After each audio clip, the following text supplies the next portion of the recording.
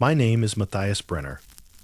I am 41 years old, and I've worked watershed hydrology and stream flow monitoring for United States Geological Survey for 17 years, specializing in precipitation measurement and water flow analysis throughout Olympic National Park's temperate rainforests, where annual rainfall exceeds 140 inches, making this region one of the wettest locations in the continental United States. Before we begin, let us know in the comments where you are watching from, please. The Hoh Rainforest covers approximately 24 square miles on the Olympic Peninsula's western slope, receiving massive precipitation from Pacific weather systems that create unique temperate rainforest conditions. My work involves operating stream gauging stations, measuring precipitation at various elevations, conducting water quality analysis, and documenting water movement through this extreme rainfall environment where hydrological processes operate at scales rarely observed elsewhere in North America. This happened last October during overnight stream monitoring at the Hoh River, conducting flow measurements approximately 8 miles upstream from the visitor center. I'd established monitoring equipment at a section where the river flows through old-growth forest with extensive moss coverage and fallen logs, creating natural flow obstacles requiring detailed measurement. Stream monitoring requires overnight operations during autumn when rainfall patterns are most active. The work involves hourly measurements throughout the night, documenting flow velocity at multiple points across the river channel, and analyzing water chemistry to understand how precipitation moves through forest systems. He arrived at my station around 7 p.m. with flow meters, water quality sensors, and data logging systems. Weather showed light rain, typical for October in the Hoh Rainforest, with temperature around 48 degrees and humidity near 100%. Around midnight, while conducting scheduled hourly measurements, I observed something that violated fundamental hydrology principles I'd applied throughout 17 years of professional work. Water in the Hoh River was flowing uphill, not surface irregularities or eddies. The entire main channel was moving upstream against gravity, flowing from lower elevation toward higher elevation with the same volume and velocity the river normally displays flowing downstream. I've conducted stream monitoring throughout diverse environments for 17 years. Water flows downhill following gravity without exception. Rivers move from higher elevation toward lower elevation and ultimately to sea level. This is fundamental physics that governs all surface water movement on Earth. Yet I was watching the Hoh River flow upstream with characteristics indicating genuine bulk water movement against gravitational gradient rather than any localized phenomenon. Through my flow measurement equipment, I documented water velocity showing consistent upstream movement across the entire channel from bank to bank and from surface to riverbed. Flow meters at different depths all showed negative readings indicating upstream movement. Debris floating on the surface, leaves, branches, foam, all moved steadily upstream at speeds matching the flow velocity my instruments measured. I moved to different positions along approximately 100 feet of river channel. The upstream flow was consistent throughout, with the river climbing approximately 6 inches of elevation over a 40-foot channel length, according to survey measurements. Water was genuinely moving from lower elevation to higher elevation against gravitational force. The impossible upstream flow continued for 37 minutes. I took continuous measurements, documenting flow velocity, channel characteristics, and water surface elevation. Every measurement confirmed the same impossible reality. The Hoh River was flowing uphill with volume and velocity that required the entire river's mass to be moving against gravity. I photographed the phenomenon extensively, capturing debris moving upstream, flow meter readings showing negative values, and water surface characteristics showing consistent flow opposite to gravitational gradient. The photographic evidence was unambiguous. At 12:42 am, the upstream flow abruptly ceased. Within seconds, flow direction reversed and resumed normal downstream movement following gravitational gradient. Flow meters immediately showed positive readings. Debris reversed direction and began moving downstream. The river returned to normal, as if the previous 37 minutes had never occurred. I filed comprehensive documentation with USGS Pacific Northwest Water Science Center. My reports included instrument readings, photographic evidence, and detailed descriptions of water movement violating fundamental principles. Senior hydrologists examined the evidence with concern. USC scientists confirmed my equipment functioned properly. Calibration records showed all devices operated within specifications. Data logs showed consistent negative flow readings during the 37-minute period, confirming instruments genuinely measured upstream movement rather than equipment malfunction. Hydrologists confirmed the documented behavior was physically impossible. Water flowing uphill against gravity without external forcing violates fundamental physics. Rivers can't spontaneously reverse and climb elevation gradients without pump systems, tidal influences, or mechanical forcing, none of which existed at my location, 8 miles inland. I contacted other hydrologists working in extreme rainfall environments. One Alaska researcher mentioned a brief observation where stream flow seemed momentarily inconsistent with gravitational gradient, but attributed it to unusual eddies. Another Olympic National Park hydrologist admitted occasionally noticing water movement patterns that seemed temporarily inconsistent with expected flow direction, but never documented sustained upstream flow. The indigenous peoples of the Olympic Peninsula, including the Quinault and Hoh tribes whose traditional territories encompass these rainforests, have knowledge about water that extends beyond scientific hydrology. According to their teachings, water in the rainforest sometimes chooses to move in ways that challenge human understanding, demonstrating that natural laws we consider absolute can be temporarily suspended in places where land and water hold ancient power. I continue hydrological monitoring throughout Olympic National Park's rainforests because understanding water movement is essential for ecosystem management and water resource assessment. But I am different now during overnight monitoring, when rivers flow uphill with flow meters confirming sustained upstream movement, when water climbs measurable elevation gradients without forcing mechanisms, when 37 minutes of documented impossible flow demonstrates that hydrological principles can be temporarily suspended. I understand that the AHOH rainforest contains water movement capabilities that exceed our understanding of how rivers must behave, that under specific conditions water can temporarily defy gravity and flow against elevation gradients in ways that challenge every principle of hydrology, demonstrating that physical laws governing surface water may not be absolute in extreme precipitation environments where water interacts with ancient forest systems in ways that exceed frameworks modern hydrology uses to predict how rivers must move across landscapes.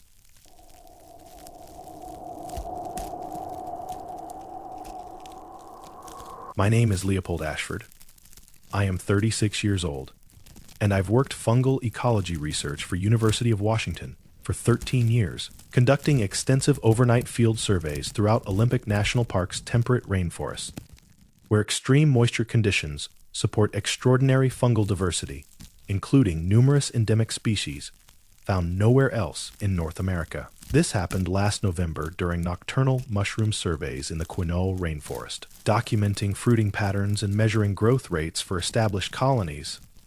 I'd been monitoring as part of long-term research, examining how fungal communities respond to seasonal rainfall patterns in temperate rainforest environments. Fungal research requires nighttime fieldwork because critical processes occur during overnight hours, when humidity reaches peak levels and temperature and moisture create optimal circumstances for spore release, mycelial growth, and fruiting body development. My surveys involve systematic documentation of species distribution, measurement of fruiting body dimensions, and specimen collection for laboratory analysis. I established my camp around 8 p.m. with high-resolution cameras, measurement tools, specimen collection supplies, and time-lapse photography systems designed to capture fungal development over extended periods. Weather showed persistent light rain and fog typical of November, with temperature around 44 degrees and humidity at 100%. Ideal for active fungal growth. My work focused on old growth forest sections where I'd established permanent monitoring plots containing various species, including honey mushrooms, chanterelles, violates, and decomposer fungi. These plots allowed me to track individual colonies over time, measuring growth rates and documenting seasonal fruiting patterns. Around 2 a.m., while conducting routine measurements of colonies I'd monitored for weeks, I witnessed biological growth that violated every principle of fungal biology and cellular division rates I'd studied throughout my career. A cluster of honey mushrooms, Armillaria solidipes, grew from microscopic initial stage to full mature fruiting bodies within 18 minutes, not gradual development over days. Complete growth cycle compressed into minutes as I watched caps expand, stems elongate, and spore, producing structures fully develop at speeds exceeding biological possibility. I've studied fungal growth for 13 years. Even fastest growing species require minimum several hours for visible development.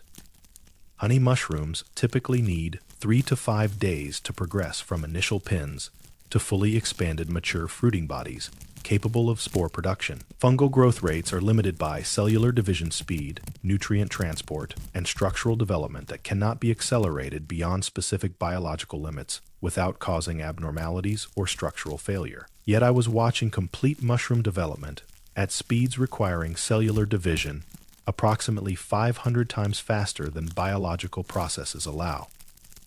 Through time, lapse photography capturing images every 30 seconds, I documented the impossible growth in precise detail. The sequence showed caps expanding visibly between frames, stems elongating at rates requiring tissue growth speeds exceeding physical possibility, and complete structural development occurring within time frames, challenging every principle of fungal biology. The accelerated growth wasn't limited to one cluster.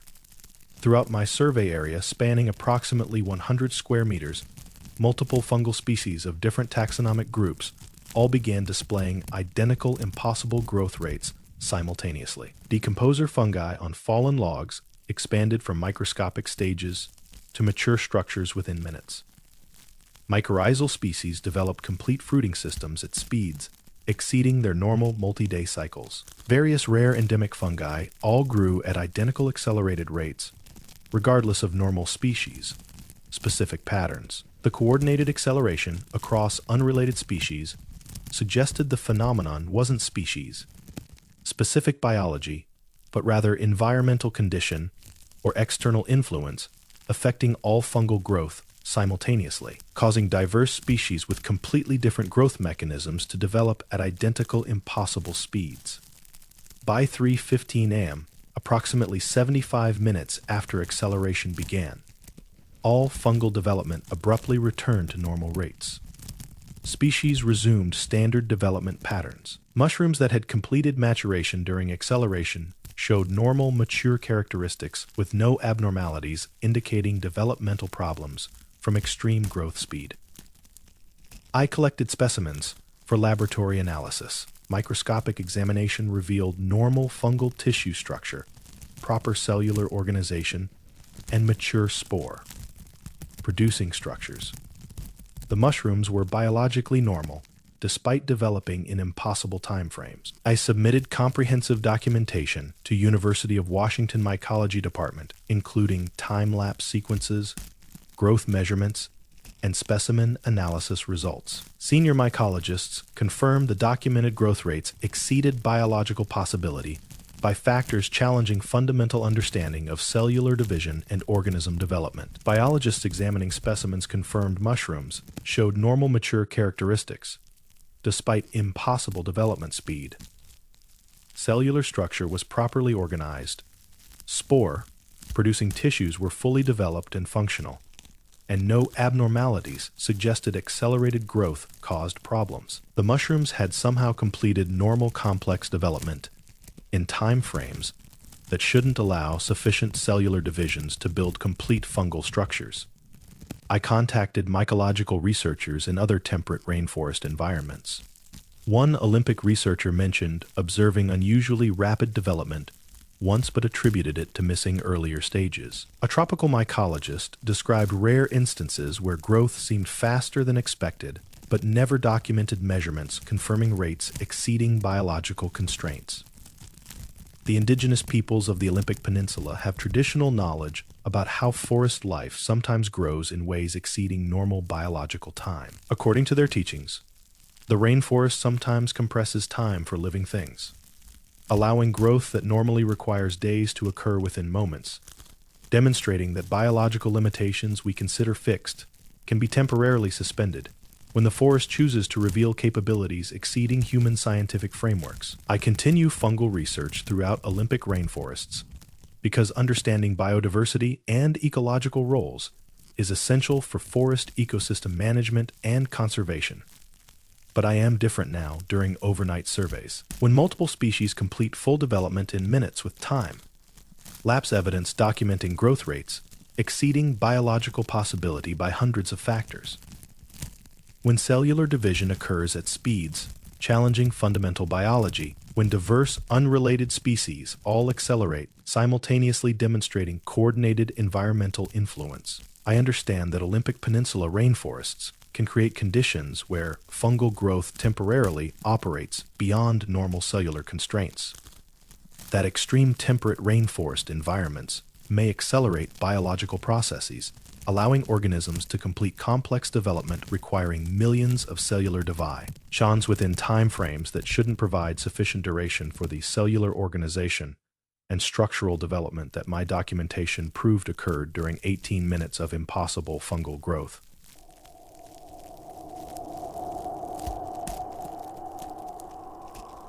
My name is Phineas Lockhart.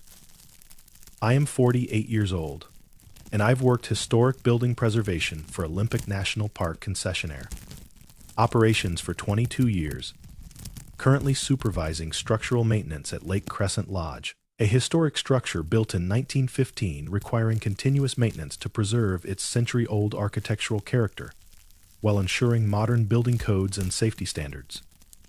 This happened last January during comprehensive overnight inspection of the lodge's original 1915 timber framing system and structural elements. Work performed annually during winter closure when detailed structural assessment can be conducted without disrupting operations or public exposure to maintenance activities. Lake Crescent Lodge features original old-growth timber construction using Douglas fir, western red cedar, and Sitka spruce harvested from surrounding forests over a century ago. The structural timbers, massive beams, posts, and joists form the building's primary support system and represent irreplaceable historic materials requiring careful preservation through monitoring, treatment, and selective repair using historically appropriate methods. My work involves detailed annual inspection of all structural timber using moisture meters, density gauges, and diagnostic equipment to identify deterioration, assess structural integrity,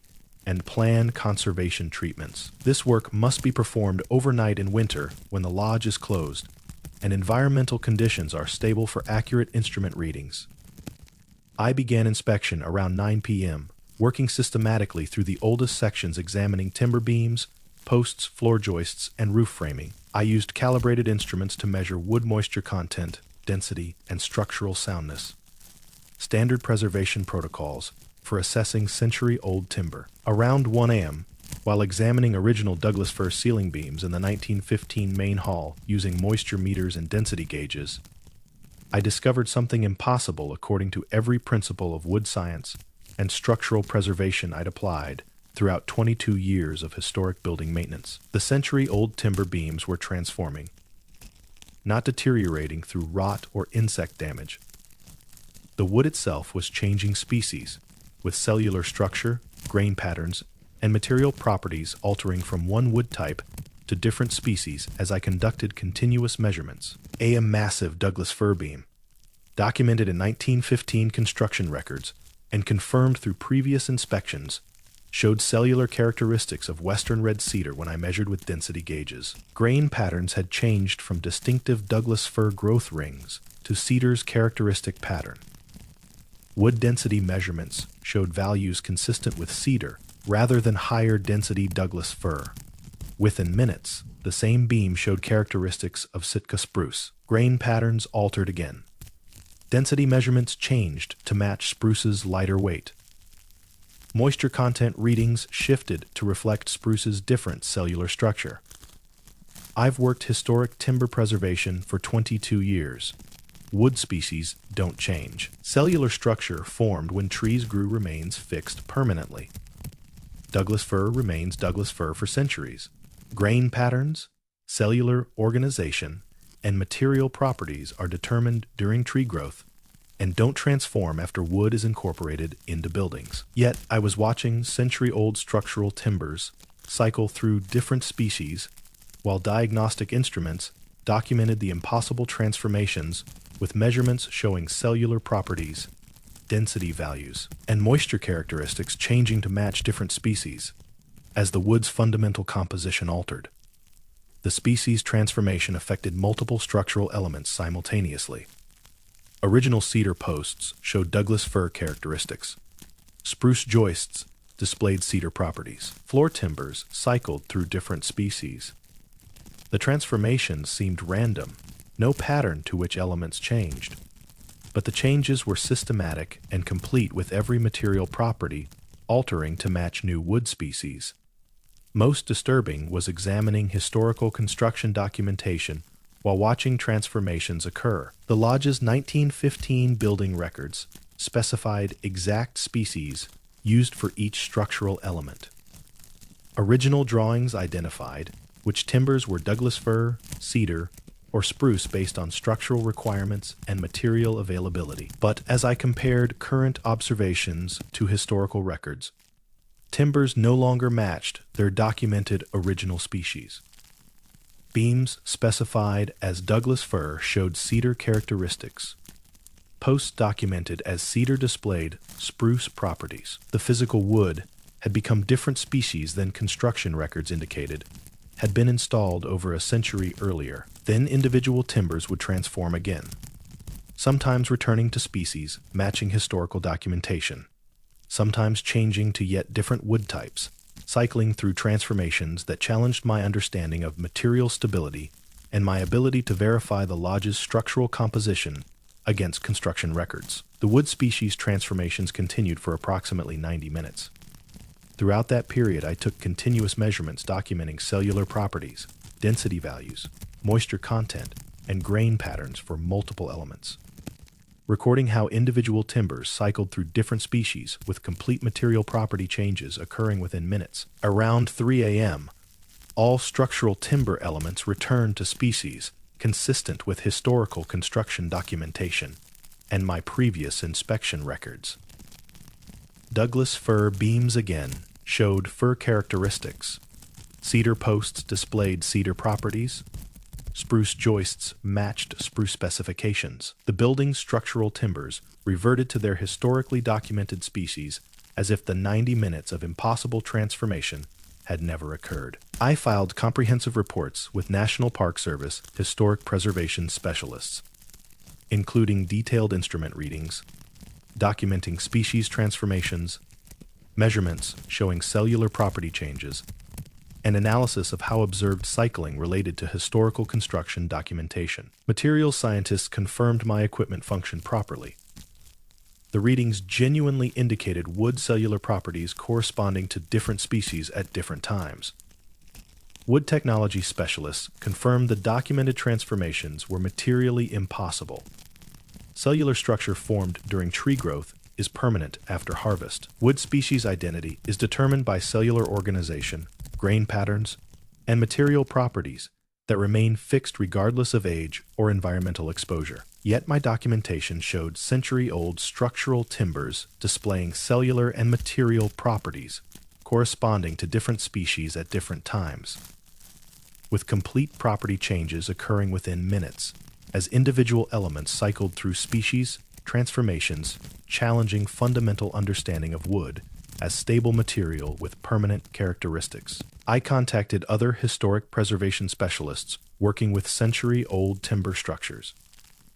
One Pacific Northwest preservation architect mentioned occasional discrepancies between construction documentation and species identification, but attributed differences to historical record errors. Another supervisor described rare instances where wood properties seemed inconsistent with documented species, but never observed systematic transformations. The indigenous peoples of the Olympic Peninsula have traditional knowledge about ancient wood and how trees sometimes remember other forms they could have been. According to their teachings, old-growth wood incorporated into structures retains connection to living forest and can temporarily become what it once could have been if different trees had been cut, demonstrating that material we consider fixed can transform when conditions allow it to reveal multiple possibilities that existed when forests grew. I continue historic structure maintenance at Lake Crescent Lodge because preserving century-old buildings requires dedicated specialists committed to conservation of irreplaceable architectural heritage. But I am different now during overnight structural inspections, when century-old wood transforms between species with instruments, documenting complete cellular property changes, when material composition cycles through different wood types during continuous measurements, when structural timbers show species characteristics contradicting historical construction documentation before reverting to match century-old building records. I understand that historic Olympic Peninsula structures constructed with old-growth timber may contain materials with capabilities for transformation exceeding understanding of wood as stable permanent material. That century-old forest wood may retain connections to living forest systems, allowing temporary these transformations demonstrating that material properties we consider fixed may be conditional and extreme. Aged timber exposed to unique environmental conditions in temperate rainforest regions where wood interacts with forest ecosystems, preserving capabilities for transformation that material science teaches should be permanently impossible.